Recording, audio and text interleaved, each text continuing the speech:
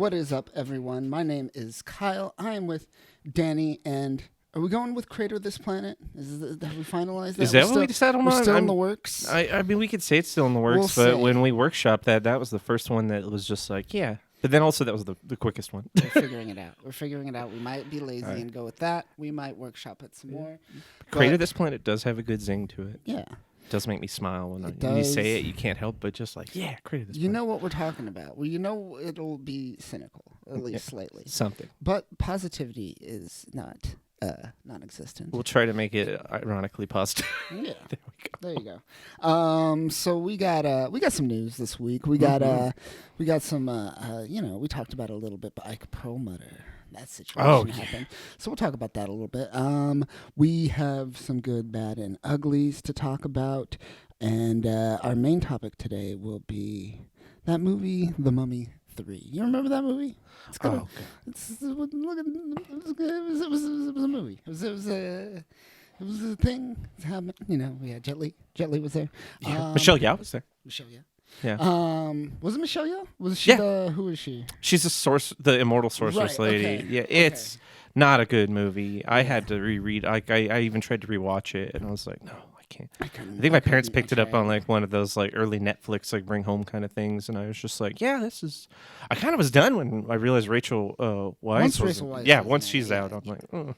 Exactly. Okay. But we agree. Not a great movie. So let's try to rewrite it, and that's the main topic for this week. You excited? You have your plan? I hope. I'm excited. It's actually a very simple rewrite for me. I bet you it's gonna be like similar to me. It was just like the obvious choice. I feel so. Maybe it might be similar. We'll see. We'll talk about it. But let's open up the podcast with a little video. You ready for this? Oh Danny? shit, we're videoing. Okay. We're videoing it up. Oh my God, is it Stephen Dwarf? No, this is something different. We can't do that. That's a different podcast. Oh, you got me. Yeah. I was all excited. I was like, you show a video where he fights like Blade. Here we go. You ready for this? Let's open this bitch up. All right. We were in the middle of our tournament when my friend John said he found a body in the bushes over there. I ran over there because I'm a healing monk to try and help, but obviously my magic wasn't strong enough because... Okay. All right, let's keep going. Let's keep going. The dude's body was missing a head, so my friend decided to try and use a necromancer spell, which didn't work, which I knew it wouldn't. And apparently we contaminated the crime scene because that spell uses a lot of glitter. No. No. They had me. They had me at first. I was just like, we found a body, but then I was like, he's cavalier about this. So and then he got kind of silly about it. That can't be. That's all. Yeah, it seems like a bit, but it's a great bit. I mean, at first I thought, okay, well, I mean, he's LARPing, so there's already like questionable like nods to what his personality and his decorum may be. You know, maybe he's just like got all sorts of extra going on in his head, and so he has this weird like cadence the way he like talks about things, and his excitement level is kind of like monotone to everything. Like he just has that like this happened, and I was there, and I was a part of it, and then someone died, and then I went to the grocery store, and it's like equal excitement. But then when they were like, we necromancy spelled it, and then we did all these, it was working, and I'm like, oh, this guy's putting on a bit. Damn, he's putting on a bit. Because at first I was like, no fucking way, they fucking were LARPing around a dead body. This is, what a thing to discover. I mean, that's how it goes down. Kids find dead bodies when they're actually out playing in the world.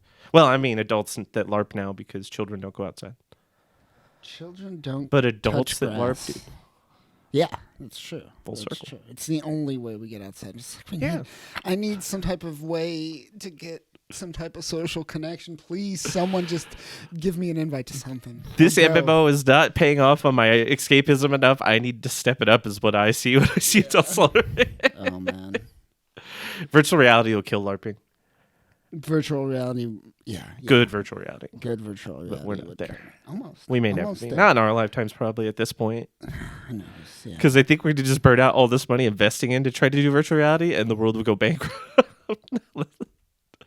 So much money. So much money. Billions in the last decades, and we got nothing. Nothing. We're no better off than we were like 5 years ago. It's still garbage. You even had John Carmack developing shit. Nothing. That turned into a big legal mess. That was garbage. Oh, fucking video games. Well, we got Mario Brothers movie though, so we do have a video Mario games. Brothers movie. That's what we get now. This is true. This is it, and that's I'm going to talk about that a little bit later. But yeah, let's just get into our good, bad, and the ugly. You ready for this? Yeah. I need to come up with like a theme song for the good, bad, and the ugly. Just like a. Oh well, it's just use something. Clint Eastwood. Yeah, like or like a gunshot going off. You could do almost anything with that has like a Western tilt. Yeah, I like that though. Yeah. All right. Well, theme incoming soon. Spaghetti that Western theme. Spaghetti the shit out of that Western. I'll Abundanza. just plate of spaghetti like ASMR. Just like that's the slurping. No, you pull it back. We've got too far. Sorry, my bad. Bringing it back towards some semblance of reality. Lead us off with your good. All right, so I'm gonna lead you off with my good. My good for the week is I'm going to start off with the comic. I started reading Legion of X, and I really enjoyed it. I love Legion. I love Nightcrawler and everything he's doing. It does get a little weird once they do the integration with the, the X-Men and Humans Avengers crossover that happened like 6 months ago. Was that Uncanny Avengers reboot? No, that's happening right soon. now. That's happening. Yeah. Oh my god. Yeah. And this is different. This is different. Oh yeah, I do know what you're talking about. Yeah. I do. It was Yeah. One of the Celestials was like deeming the world again. Yeah. It's judging like it always does. Yeah, and it's just another throwaway X-Men versus Inhumans event like they've had over the last like 15 years. Like 6 of them. So it's stop with those events. Just stop. But the Legion with like Nightcrawler, that was the best. That was the best kind of stuff that they were putting out, that was the better stuff that they were putting out at the end of what we were reading when we were heavy into the current X-Men storyline. Yeah, I enjoyed that and Hellions. That was. And X-Force, of course, but I mean, X-Force and Wolverine were consistently good without saying. The new and weirder stuff was like Hellions and that weird Legion of X. X-Force is my next thing I'm going to catch up with, and apparently Beast has gone full evil again. Yeah, and on Colossus with his weird iron mutton chops is the leader of X-Force now. He's the Beast. Interesting Character. Okay, so he's taken over. Yes. I haven't read too much of it, but I've kept an eye on the roster and like the little happenings. Okay. Because I mean, it's the only stuff that's still since the reboot that's held. Yeah. I'm trying to think of anything else. Hellions, nothing really stuck out. If you want to just see awesome, sexy shots of Storm, you read X-Men Red, but that's about all you'll get from that. Don't even get me started that's on all those. You'll get on that. I've always hated the color coordinated fucking line, but we don't have time for that. They're starting like an X-Men Dark now, something like that. What? X-Force is X-Men Dark. God damn it. God damn it. Is Man-Thing going to be in it? Like how Swamp Thing's in Justice League Dark? I don't know. Who's going to be there? Oh, there you go. Fucking, and it'll have Doctor Strange on it. He'll be like their Constantine. Dark X-Men, not X-Men Dark. Oh, ooh. Fall of X sees new team of Dark X-Men assemble against a world that hates and fears them. So, oh my god. That's not cool. That is not even remotely like interesting. Dark X-Men, it looks like we got on the cover Wolverine. Who's that? I don't even know who that is. Madeline Pryor, Gambit, Havoc. No, Madeline Pryor. The Gambit Havoc stuff is cool. I'm fine. I can't think of his name right now. Nightcrawler's dad. Is it Razriel? Azrael. Yeah. Azazel. Azazel? That's how Kevin Bacon said his name. That's how Kevin Bacon said his name in the first X-Men First Class movie. And call him Zuzu. Zuzu? I like Zuzu. Zuzu. Bon nuit. So that's happening currently. There's a lot of books in the Fall of X that are like X-Men, Avengers crossover teams. It looks like. Who knows what's going to come with that? But yeah, Legion of X. Go check it out. My next one. My next good is, I'm going to say it, Mario. Mario wasn't bad. You watched it? Yeah, I watched it. You watched it in like a comfortable, acceptable quality? It was a comfortable, acceptable video quality. The sound quality was not so acceptable. But you still enjoyed it even with that kind of shortcoming? Yes. Okay, then that speaks to it's got a little more quality. It does cater down to children. It's more of a children's movie, more so than like a Pixar film that kind of caters more to a general audience and still gives some things to adults. This is it's like the Sonic movie. If you enjoyed the Sonic movies for what they were, you'll probably enjoy this. That's weird though, because it's tailored to the Mario world only. It's not like it's not like Mario Odyssey where he shows up in like real life. Nope, he shows up in real life, and that's my next point. That there are more qualities to that 1990s film that this film has than a lot of people want to admit. I think because it both starts with Mario and Luigi in the real world, and this one it is kind of like the Mario Odyssey. Is it Odyssey, the newest one? I thought Odyssey was the one where he went. It like was them trying to do a Grand Theft Auto Mario, not in the violent sense, but like, look, he's got an open world map, and he's in a city. It's an open you world. Could just quest the city. Yes, I think it was Odyssey. It sounds Odyssey. The one with the hat, right? He has like a sentient hat. I don't know about that. When you say the one with the hat, I think of 64 instantly because that had all the cool hats. But anyway, I think but it's in the real world. It seems kind of like that, but they put it in Brooklyn instead. Very similar to the 1990s film. Oh yeah, you're talking about they go into a new world, and at the end of the movie, they kind of come and the worlds merge together. They both have that and similar. Yeah, they have that framing, but oh my god! But outside of that, wildly different approaches. It's actually a Mario movie. It has what you want out of the characters. There's a moment where the blue shell is sentient, and that kind of leads me some questions. That doesn't make sense. The blue shell is like bound to attack who's ever in the lead. Yeah.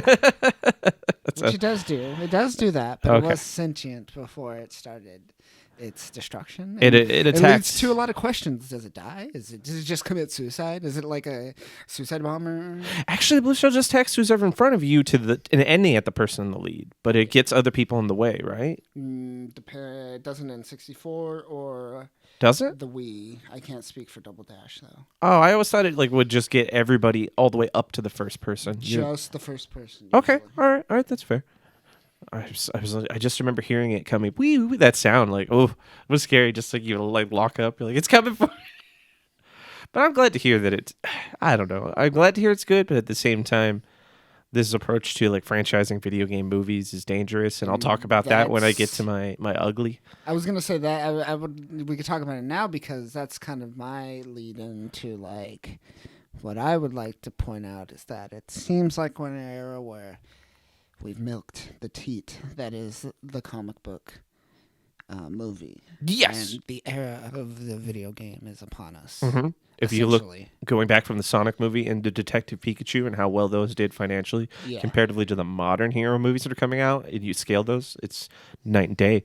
Those are way better performing movies. The superhero movies have lost it, whereas the video game franchises are just revving up with the same momentum that the older Avengers movies were getting. The Last of Us right now. Yeah, that's wild. So many properties right now. I thought people would be burnt out on like survival TV shows after especially like they made. Well, yeah, after they made like 9 fucking Dead spin-offs. Oh my god, that's such fucking stupid. I hate it all. I love Marvel Zombies and forever will enjoy. Robert Kirkman's tied to that, but god damn him for creating that series that just fucking became a real life like zombie within itself, devouring all the fucking space on AMC puts them out. So it's just and up next, Talking Dead, and after that, Fear of the Walking Dead, and after that, Fear of the Talking Dead. It's a 6-hour block. The fact that done. Mario is on good though shows that there's a change. It seems like that shift is happening. Yeah, that's great. Because I say so. No, specifically because I say so. It's empirical too, but I agree that you may be swaying it with your will. Yeah. You are wearing a power ring, and it's powered by your will. So definitely, I'm impressed. How about you? For good for me, I would have to say was a surprise. And only because, and this kind of goes into what we're talking about. It was Speed Racer. I watched it finally. The 2000 and I think 8 or 9, 2009 Speed Racer. It was the Wachowskis did it, which I didn't know that. I didn't know the Wachowskis were the one that actually like made that movie, and it actually works. See, I say it's a good movie, but I say it with a caveat. Most live action adaptations are terrible. Like this was within a year of Dragon Ball Evolution. Ooh, So like that live action adaptations of anime movies don't usually stick the landing, kind of like video game adaptations. And so since this was kind of a similar thing, I was like, I'll watch this. Like I've been meaning to get to it. You were saying it was decent. Most of the people who say that actually like saw it either liked it, like said it was really good, or like utterly hated it. It was a very split audience.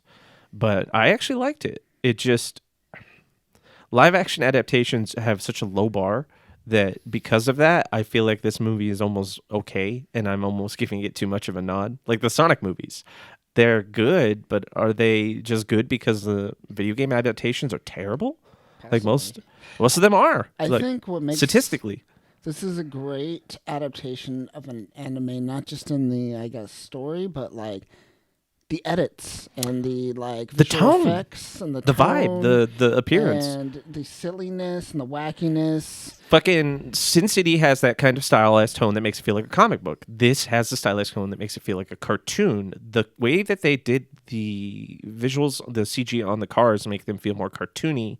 Whereas if they would have drawn them like cartoons and then had them in them as people, it would have been too disjointed. It would have been like some older type of fucking 70s style like mesh of that where it's like, whoa, this does not look right at all. So that would have hurt it, but they had it just CG enough where it looked like something a person could get in. They did look a little too Hot Wheels, like especially the enemy cars. Sure. And the enemies are like not having a good defined enemy besides like the corporate villains. The non-racer villains were perfect. The cast was great, but the non-defined actual racer enemies, that was what kind of hurt it. But there was one part that really sold the movie for me where they like play on the fact that Speed Racer has a lot of gun violence in it, and nobody really remembers that or realizes or acknowledges it. I mean, I sent you those super cuts back in the day, but like there's a one part where they have the standoff. It falls off the cliff. That's Dude, great. they're all beautiful. I love them. But there's a part where they have like a fucking standoff with all these like semi-automatic and automatic weapons, and everyone's just loaded to the teeth, and it's just like super fucking just decked out with guns, and you're like, yes, this is getting Speed Racer. So it was like shit like that. There were little other nods, and the cast, like I said, was perfect. Like John Goodman as his father, like that was great. Emil Hirsch worked well. Susan Sarandon was great. Trixie as Christina Ricci, like I was like in love with right away. I'm like, this is oh my gosh, this is perfect. And she's just so attractive in that role. It was amazing. I was like, man, they made Christina Ricci like a goddess. Yeah. So I enjoyed that movie, and that was really good. And I definitely am. I'm definitely not saying that it doesn't deserve to be a good movie. I just feel like also that bar is low. That bar is really low. And my bad was 65 million or 65. The new Adam Driver joint, the one that I think just came out.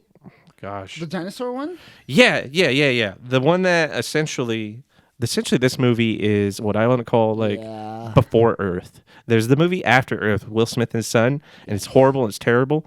This is the same kind of movie. It's fucking just before with dinosaurs. Yes. And I thought it was supposed to be about like aliens and dinosaurs and time travel, but it's just no, they're aliens that crash land on this Earth, and it's 65 million years before they're humans. But if it's 65 million years before they're humans, why do these aliens have mannerisms that are just like humans that are in modern times? So immediately you're unimmersed. The dinosaurs look like old fucking 90s sci-fi dinosaurs. Like the graphics are better, but the design of the dinosaurs is archaic. Like we already know what a lot of these dinosaurs look like now, and in this movie they're like it's box office lean. That's all it is. So this is on my bad as well. Really? Oh, I'm so happy. So happy. I was so looking forward. I think it's expectations. That's why. I had, you say Adam Driver, you say dinosaurs. Adam Driver was the selling point for me too. too. Sam Raimi as a producer. I go, okay. He has a solid track record with good movies. Usually Adam Driver is in good movies. Star Wars is like the only bad movies I've ever seen him in, really.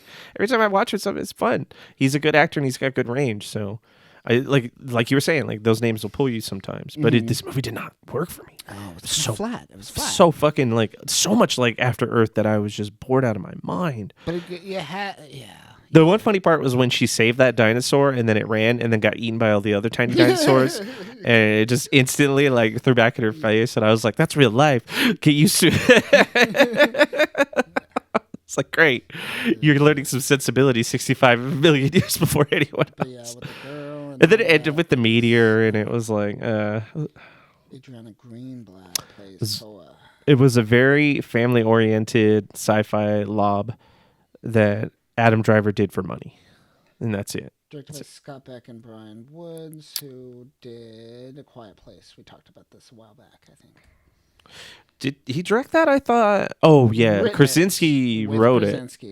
And then Krasinski starred in it. But I thought he directed it. Yeah, he directed. Krasinski directs it. And he wrote it with Scott Beck, Brian Woods wrote it. But Scott Beck,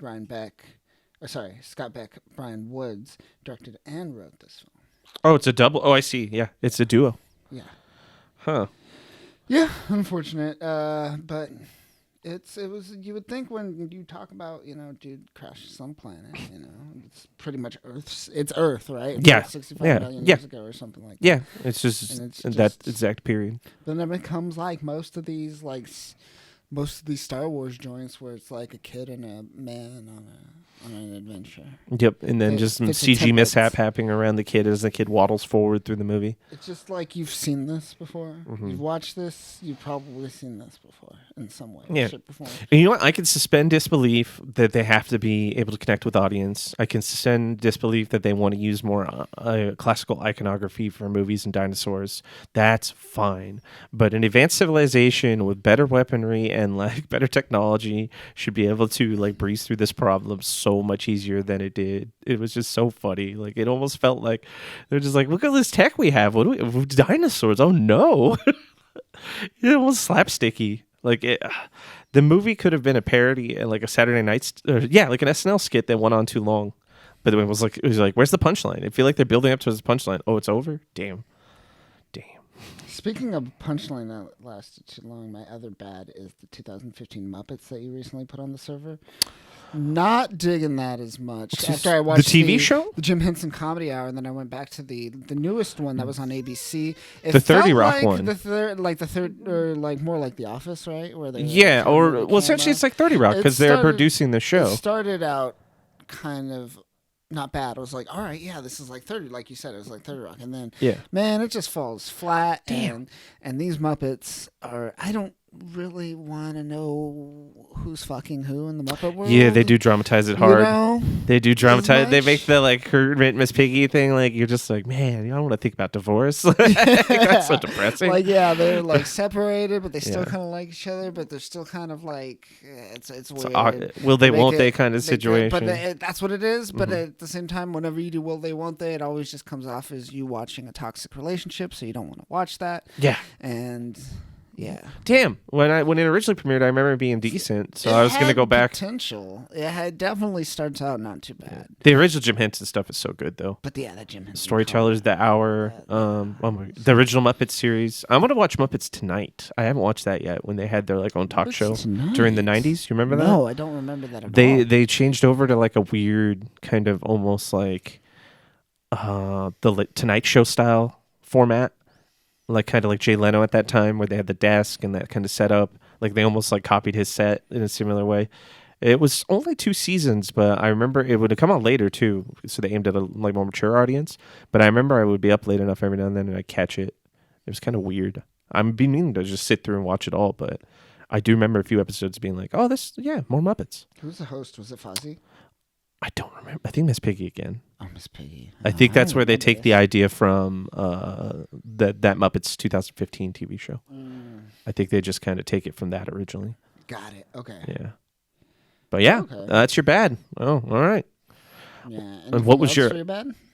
No, just that 65. That was all I watched. That was really terrible. I mean, I watched S. Darko. I don't want to spend too much time talking on that, but that was a bad. Then the movie didn't need a sequel. Donnie Darko, I'll throw back to good. That I rewatched. I watched the director's cut for the first time. That was good. Nice. I like it. My ugly is 2005 Constantine. Oh my! And when I first watched it, I thought it was pretty garbage. Pretty garbage movie. Recently watched it. Not bad. Oh. Not bad. Not great. But not bad. Zach's dad's going to be proud. Really? He loves that movie. Does he? Yeah. Zach even put it on the server. He's like, put out Constantine for my dad. And Meet Joe Black. It was weird. It wasn't bad. It wasn't bad at all. I mean, you couldn't pull that off in 2023 because fans would demand the British accent and they demand the blonde hair. But for the time, think about like Daredevil. Think about all these Elektra, all these other films. Or how hot Keanu Reeves was. Yeah. Exactly.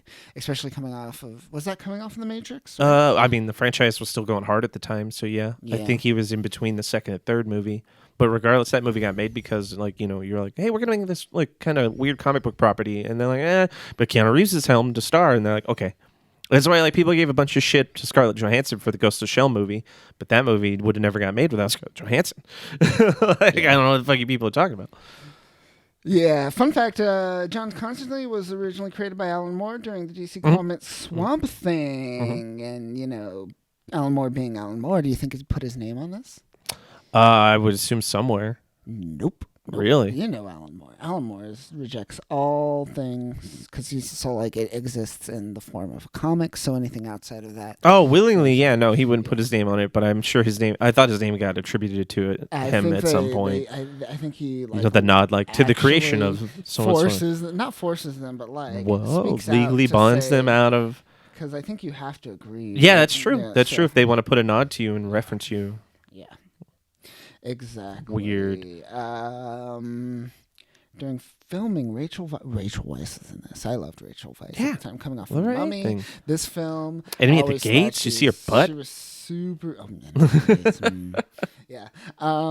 Yeah, I always found her attractive. But, yeah, her in this movie, she said that she really, really wanted to kiss Keanu Reeves, but the director really didn't want to make that female kind of romantic tension turn into a romantic, you know. They just wanted them to be more like partners, a more buddy cop kind of thing, and less of a Yes, but Rachel Weisz was like, I was down. I was down for that. Fucking, that's like Winona Ryder always like reminds people. She's like, I used to be married. Yeah, that was Keanu Reeves. I got that dick every night. She doesn't stop. She'll go off on it. She'll tangent. She'll be like, no, you don't understand. Don't forget that shit. I hit him up all the time. Let's see. My ugly was the original Super Mario Brothers movie from 1993. Oh, that's a good one. The freaking original Super Mario Brothers movie is one of the most ugliest, fucking ridiculous, dumbest movies ever made. There's a bet coming. I see it here. Bet coming. I do like the nostalgia that it gives me when I watch it, and that is about it. That is a small but. It is. I like this nostalgia. It does have that, and it holds that strong. It is the only reason why I hold on to this movie. But I rewatched it last night after not watching it for almost like 15 years. And goddamn, it is a fucking hideous movie. It's an ugly chud of a movie. Yeah. I can't even fake my interest because the dialogue is bad, inconsistent. The scenarios make no sense. The plot is absurd. The things to try to nod it to the Mario verse, like, make it worse. The things that they try to do with like evolution in it and explaining science make it just all sound dumb. You're like, so Princess Toadstool is her father is de-evolved to a toad or a mushroom, but then she comes from an egg because she's part dinosaur. So if they de-evolve her, was like her mom like part dinosaur, and they're she does all part. I guess. Well, that's the thing. Did she like? I imagined centuries ago she came from our world to their world. She just came a little earlier than Mario. Well, they bring her over as an egg. Also, I should say another similarity in the new one. Oh, with Peach? Peach, like, she's the only human. They kind of touch on that, which is always a lore that was kind of a whole, like, where does Peach come from in this world? Like, she's a human in a world of mushrooms. And she's just like, I'm the only human in this world. I always wanted to know where I came from. And there's like maybe Mario's like, maybe you're from my world type of situation. They actually kind of mentioned that, which is interesting because I don't think any of the games ever mention that. It's just like, yeah, I'm a human in a world of mushrooms and I'm a princess.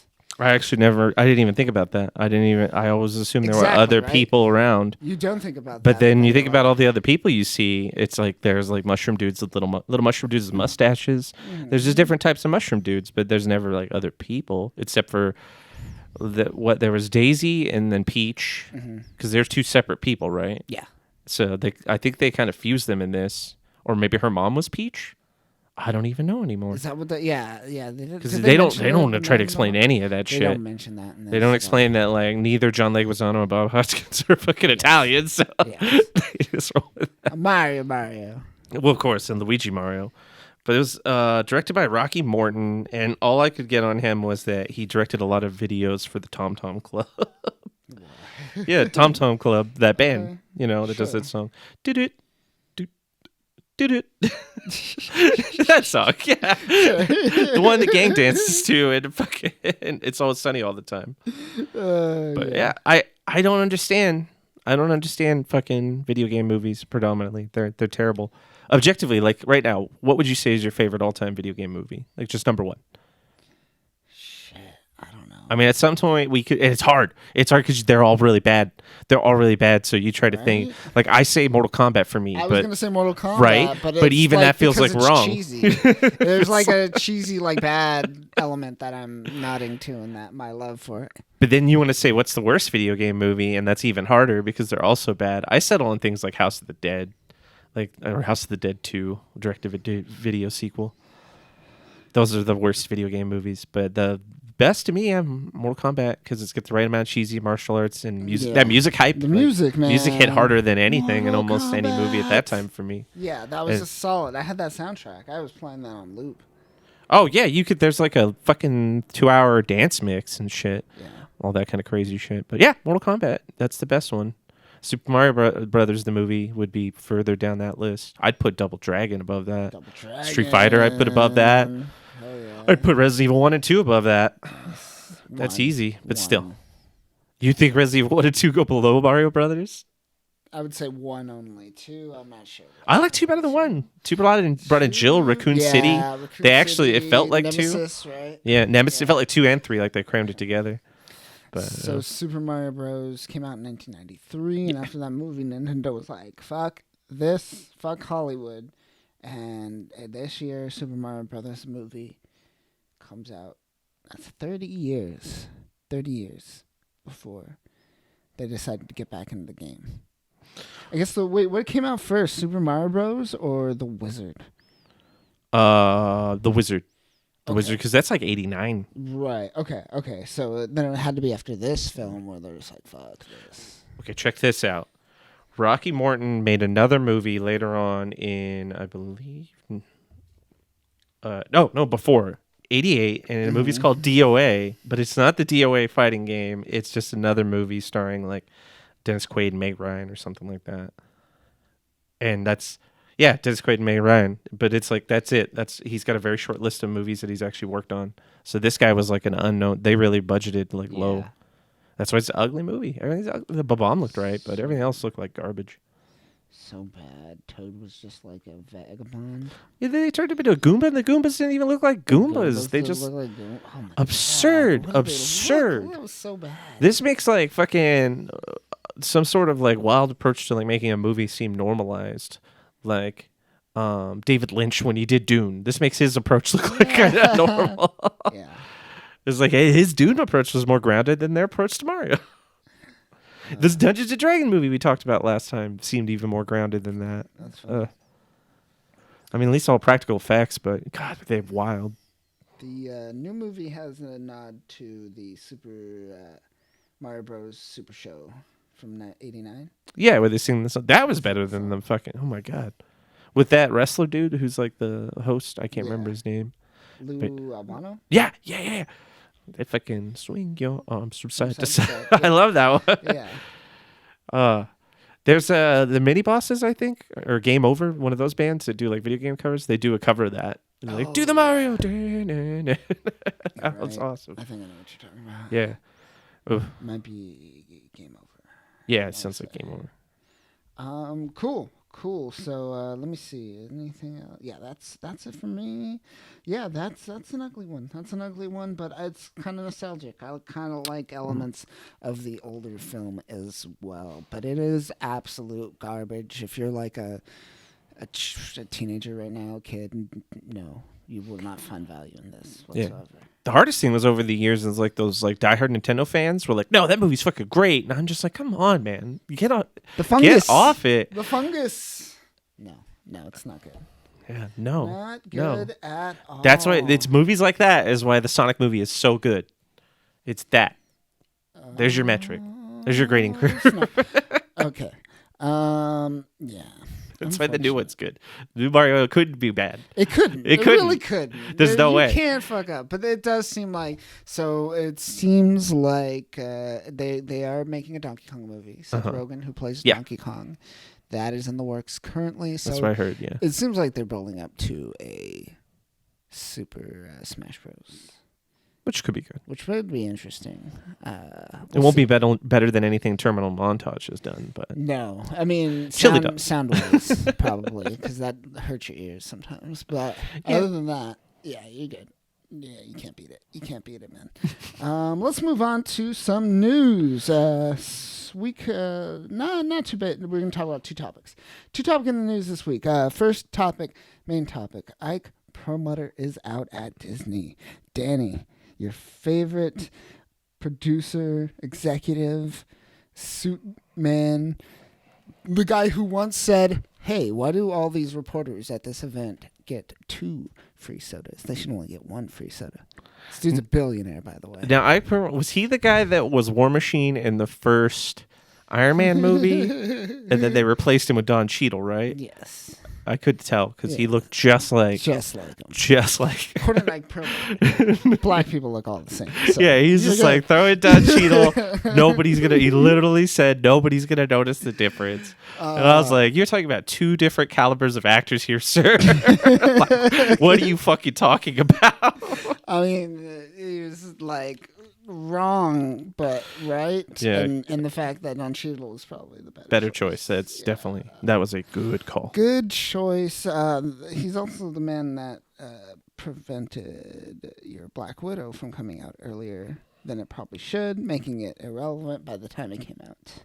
Well, let's be real. It's still, even if it was relevant, it would have been a bad movie. It would have been still bad, yeah. But at least it would have been properly timed. I bet you it would have made Rachel more Weisz money. couldn't save that movie. Rachel Weisz Her butt couldn't save that movie. None of it. We just talked about it, Rachel Weisz. You know how I feel about Rachel Weisz. Yeah, and then after even seeing that movie, I was like, man, fuck all this. Ooh, yeah, not great, not great. Remember the Taskmaster? I forgot. I just remember that head on a man's. They put a CG in a woman's head on a man's body. Oh, what the fuck? It was so bad looking. Oh, that was CGI rough. was horrendous, man. Get the stunt double in here. We're out. So he's out. At one point, he was in charge of Kevin Feige, but Kevin Feige eventually was like, "Yo, I'm gonna leave if you don't make me stop talking to this dude." So they spun off a division specifically for Kevin Feige, so he did not have to talk to Ike Perlmutter. Didn't he directly work with Jeff Loeb when they were doing the Hulu stuff? Yes. Runaways and all that garbage. All that garbage, exactly. Garbage. So he's out, but he still has billions of dollars. So yeah. Oh no, he's fine. Good for him. He's an Israeli businessman that used to work for essentially an arm of Disney. He's going to be getting kickbacks or networking stuff. He's good. Mm-hmm. He's good. It's just like I said earlier, you place one businessman with another, and no one will notice. No, not at all. People probably weren't even aware of him. Only people who do the deep cuts and shit. Exactly. Everyone's just like, who's this guy? According to IndieWire, I told Disney that Marvel movies are too long, and it got me fired. Ike Perlmutter, the Donald Trump supporter and ex-Marvel entertainer. I love that they lead with the Donald Trump supporter because he is a huge Donald Trump supporter. There's many pictures of Ike Perlmutter with Donald Trump. Yeah, businessmen like to hang out together. That's definitely not a surprise. They all part of the same big circle. Look at this picture. Doesn't this just Rico? Oh, well, that does seem. Look at him in the background, just who added that shading effect though? No, that's not shade. It just exists. It's just it enshrouds them in general. They just they produce it on their own. Yeah. His glasses with that tint definitely make him look super shady. Oh man. Yeah, man. I've seen plenty of conversations with this dude to know he is nutty, man. Fucking Ike Perlmutter is just nutty. He is. He's out there. But I mean, he's like most of those businessmen. They're all fucking insane and have no grounding in reality. Yeah. Yeah, but yeah. Bon voyage. He's Ash. He's Ash. He's ashed out. He's ashed out, man. They ashed that shit, man. Tapped it out. He's so gone. Spent. Nothing's gonna change. Yeah, no. He wasn't like the fucking force holding back Marvel's creativity. Not at all. I highly doubt he hasn't been relevant in their sphere of like. I mean, they relegated him to Hulu. What the fuck's coming out of Hulu? That they own Hulu now, and they just put out their own. I guess what the new shit that came out on Hulu was like Hit Monkey. That was good, but then He wasn't too bad. Hated fucking MODOK though. God, I didn't even. Damn. Didn't even touch one it. episode, and I was like, "Fuck this! I can't watch this." Didn't even touch it. Yeah. Patton Oswalt is tapped out as a known quantity. Yeah. And just spent.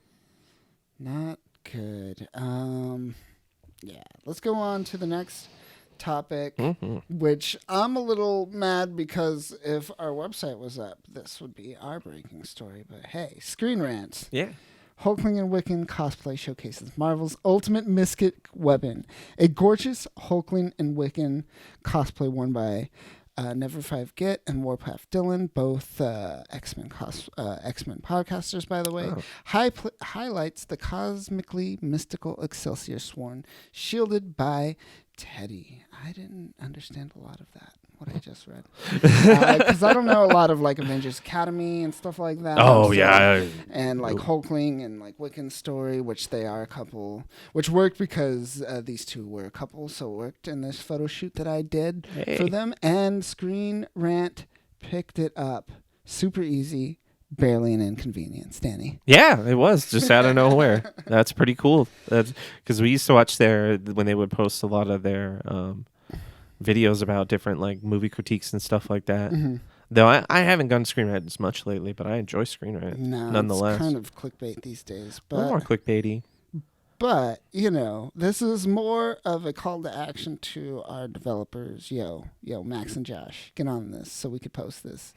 So we could break these things. Pitch Meeting, that's what I used to watch a lot of. Yeah. Still watch now that they spun off. Oh, Pitch Meeting's so good. So good. It's helped me to dodge a lot of bullets.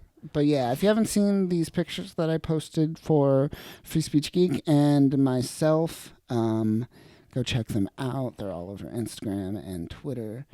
Currently pretty awesome. Yeah, you had a lot of it like posted up with like the gala event. Yeah. And a lot of that stuff too. Exactly. Pretty cool photos. Pretty cool photo shoot that I did, but it was fun. I should read up on Avengers Academy, but maybe not. Who knows? I don't know. Every decade it's bad. Yeah.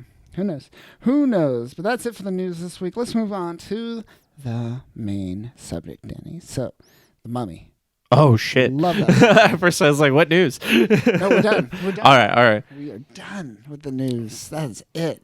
Let's move on. Mummy. Danny, we're talking The Mummy. Let's talk remakes of The Mummy 3. How do you feel about The Mummy 2 first? I like Mummy 2. Not as good as probably Mummy 1, but close enough. It's a very much Matrix 1, Matrix 1 was way better than Matrix 2.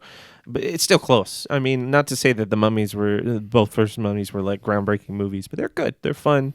They worked. They really took advantage of Brendan Fraser's like big physique, but ability to be comedic. So that kind of all played off where he worked as an action hero. Though in this movie, I think he should have taken more of a back seat, but we'll get on that. But yeah, Mummy 2 is good. You think in the second one he should have taken a back seat? No, the third one. The third one. Gotcha. Yeah. Which I don't know if you knew. They had the son of the third one. Who was, I forget the name of the actor who did that. Yeah, I don't remember. Was actually signed on for 3 Mummy movies. 3 whole they were going to spin off they were going to make a saga out of the whole thing. Essentially, he was going to spin off and make him like the new lead, and that clearly didn't happen. They wanted to Shia LaBeouf him, and everyone was like, "No." I actually, minus a lot of the Scorpion King scenes, unfortunately, I enjoyed that film. Did Rob Cohen do all 3 movies? Yes. Oh, he did. He also did G.I. Joe, which is why you see Brendan Fraser make an appearance randomly in that film. Did. Yeah, he does the Fast and Furious movies too and all that shit. I don't think he does the Fast and Furious. That's Justin Lin, right? I thought he did all the Fast and Furious franchise. Yeah, he directed the maybe one of them. I bet you. He might have done. Oh, the Fast and the Furious and Triple X. Okay. Ooh. Okay. Ooh. Yeah. Okay. The more you read, the more you don't want to know. There you go. The internet. It's good for some things. Good for It's because he has that last name Cohen, and everyone's just like, "Oh, is it one? It's like the Wayne's brothers, the Wayne's family." He's like, "You one of the Waynes? I'll put you in my movie. Oh, you got Cohen? Yeah, maybe you could direct this movie." And he's like, "I'm the ugly stepbrother." I'm Rob Kardashian. I thought it was Stephen Sommers who did most of these films. Oh, okay. Yeah, this third one. I mean, honestly, to break it down, the simplest fix would have been bring back Rachel Weisz, bring in Donnie Yen as the modern day martial artist to lead the movie, with Brendan Fraser playing a backup plucky sidekick, kind of akin to a Kurt Russell in Big Trouble in Little China. Okay. Yeah. And that was great. Where he was technically the hero, but like every time he does something, it's just like he fucks super ineffective, not effective at all. Just super like fucking just like build up to a lame duck payoff, but it was fucking perfect, and that was a cornerstone to the movie. And then the real action is done by the actual hero, and so you could have Donnie Yen as the actual hero, because even though Michelle Yeoh's character did a lot of cool martial arts scenes with Jet Li, they were still this displaced group of, I would say, old-time Chinese characters brought to the present time.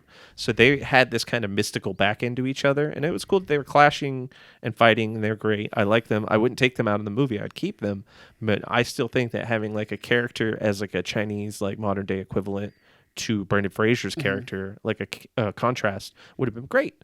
I think that would have made the movie just a little more pet. Plus, adding more martial artists that are famous to a movie never hurts it. And maybe Donnie Yen was a little famous then. Yeah, actually, he's pretty famous then. Maybe not as globally as he is now, but definitely getting to the point, because Ip Man is taking off and all that shit.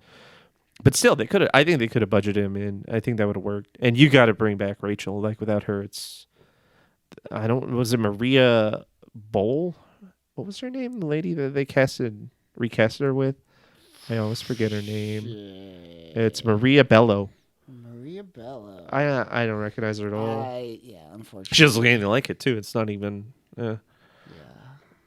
Did the Arab guy from the first two come back in the third one? I can't remember now. I don't believe it did. No, I would have brought him back, too. The way I would have rewritten the storyline is I would have kept the original beats. I would have dialed back on the final fight as like being less CG, because as we in the fucking second one, the CG rock was the worst part of the movie, and I would have probably made an actual physical fight with the Rock, who has physical choreography that he is trained his entire life to patent and perfect. There you go. Yeah, like the fight scenes with wrestlers are the only good parts of those movies with wrestlers. Their acting is the worst part, so they're like, let's get Rock's like CG acting in here. I'm like, wow, you're making this worse. Like, you found a way to ruin this. Like, this movie could have ended so much better, but the rest of Mummy 2 is fine.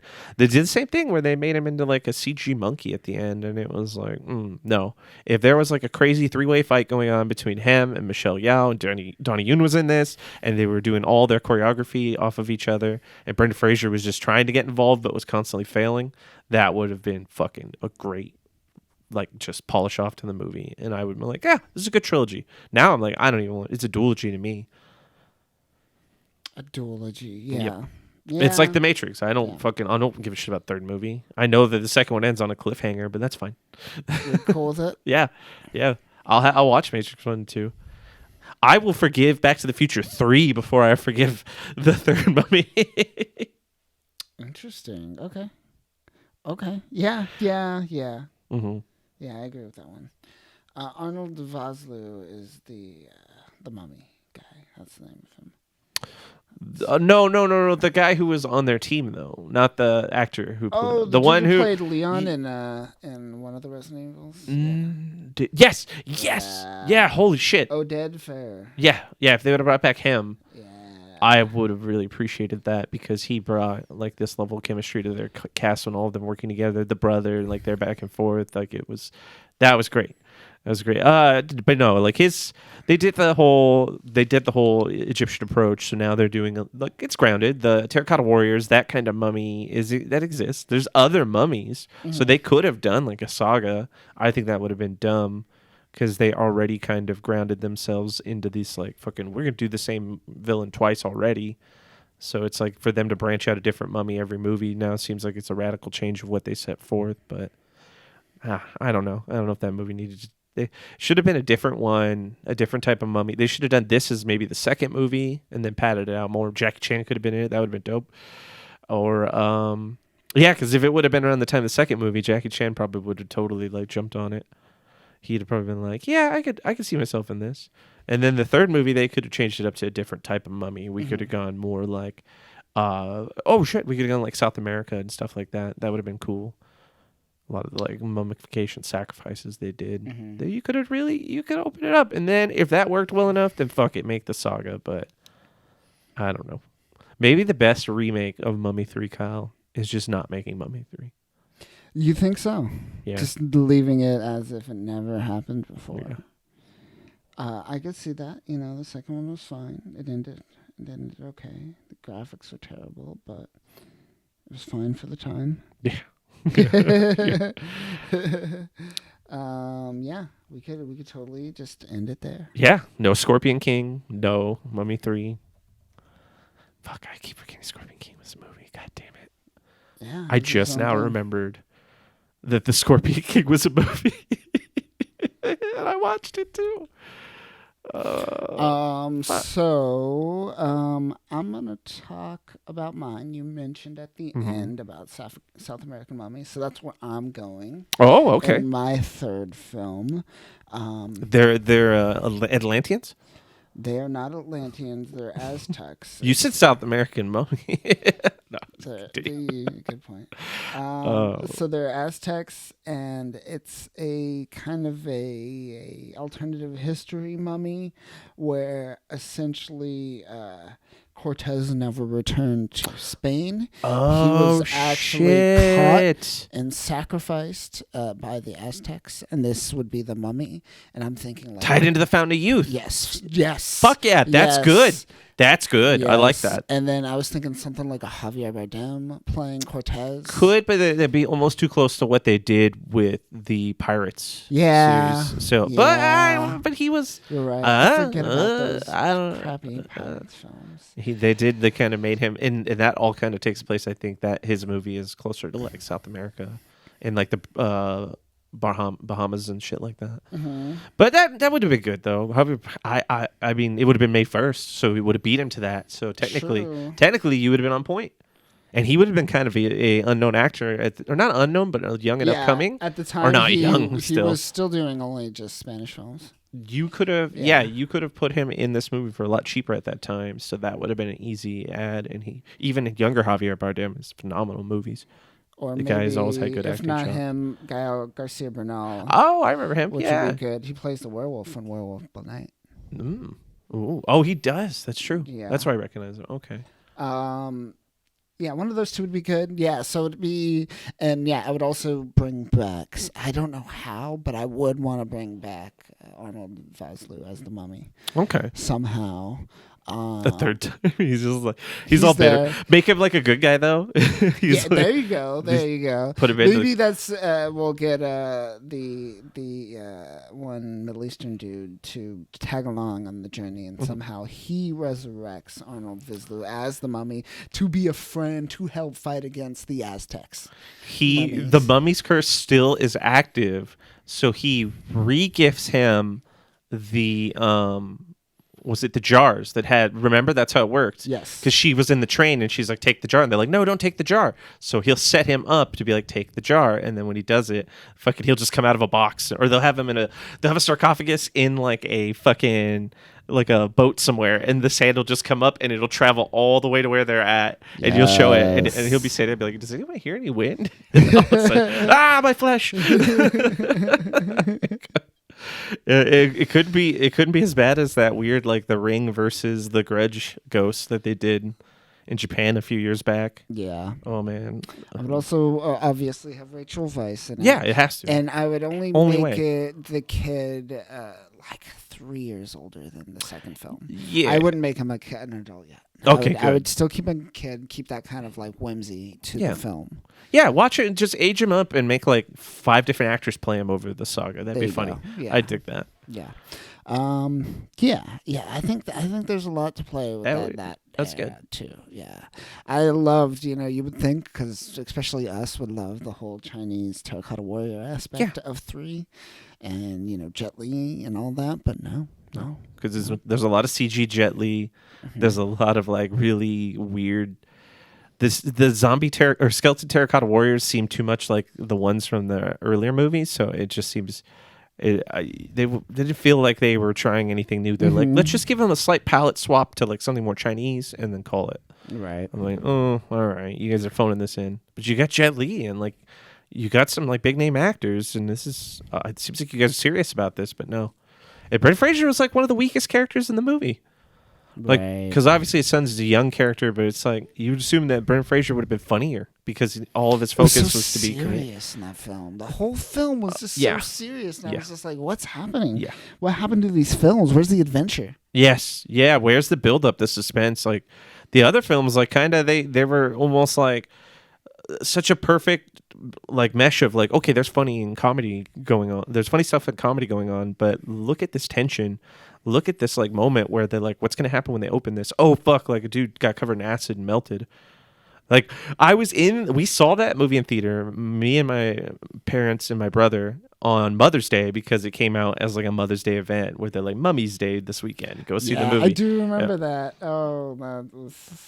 When they opened the coffin and the acid sprayed those guys, my mom screamed in the movie theater and no one else did. And so like everybody in the theater just looked back to her. I was just like, this is so great. I was like, geez, Mom, gosh. So embarrassing. It was so funny though. But yeah. Yeah. Any like what? I'm trying to think of other things. No, I don't want to. I don't want to get into it. I was like thinking of different options. Yeah, there's so many routes you could go. There's a lot of mummification. We'll leave it at that for now. I like that you kept it kind of similar in the same vein, which it does. It felt like it was done wrong. There's the parts of a good movie there. It's just all out of place. You rearrange it a little bit, add a little more, and you'll be fine. Exactly. Yeah. Have you seen The Whale yet? No, I'm not touching it. You're not touching it? No. You're not touching it? He got his Oscar. What else does he need from me? He doesn't need it. He's got it. That's what he did it for. I saw it right away, and I was like, he'll win. He'll win for sure. I don't even have to bet on it. I don't need it. I know. It's done. All right, now that he won his Oscar, let's see him make some of the more of those mummy movies. Am I right? No, I want a sequel to Monkey Bone. Monkey Bone. Hell yeah. Let's go back to that weird claymation universe. I love that movie. Yeah, I'm down. Let's do it. Monkey Bone would be gay. What's Chris Katana to? Nothing. Yeah. Nothing. It's good. We're good. We can get him. How much? Like $5? 10? He'll do it for just the recognition. Free. Would it be relevant again? He's like, please. Yes. Please, I want something. Anything. Anything. Great. But that'll do it for us this week. I hope you enjoyed our Brendan Fraser mummy talk. I'm always a fan of him, and him winning the Oscar was a good opportunity to discuss Brendan Fraser. Hopefully we'll see him more again. He's not going to go on hiatus again. Right? Disappear for another 10 years. I know, right? He was the robot in Doom Patrol. Yeah, that was his first return, and then that was a big splash. Exactly. So he is just like, oh, fucking now, Oscar ready, let's do it. Yes. I've eaten 5 million pizzas. I'm Oscar ready. Let's do it. If they didn't give him the Oscar, he was going to kill himself, and everybody knew that. Everyone could see it. Yeah, so they're like, "Come on, man, we gotta do something." Yeah, this dude is about to kill himself. Just hand him the Oscar. He's got the gun in his hand. That's why Leonardo DiCaprio got it too. Yeah, suicide was on the verge. Maybe, I don't know. Leo's so ridiculous. True, he has too much sex to be on the verge of suicide. He's fine.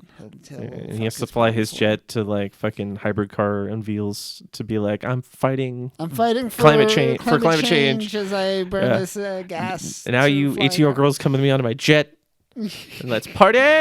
Oh, that's funny. But that'll do it for us this week, folks. Be sure to follow us on Free Speech Geek. On Twitter and the other thing. What's the other thing? Instagram. That's the thing. We're Google Plus. Putting out stuff. We got the Hellfire Gala video out. We got a Asian representation comics panel that's about to be dropping, and we'll be talking about that a little bit next week. What else we got? Anime Expo's coming up. I forget the date. I will remember next time. And I still don't have a sign off. What do I say to end this, Danny? Go fuck yourself, San Diego. I don't know. Thanks for listening, everyone. If you love this podcast, we have a lot more content over at freespeechgeek.com. We have upcoming convention coverage, news about your favorite weeb shit. We also do in-depth takes like, are some fans more religious than Christians, Jews, and Muslims? Spoiler alert, yes, some of you crazy people are. All that and more over at freespeechgeek.com. Go check it out, you psychopaths.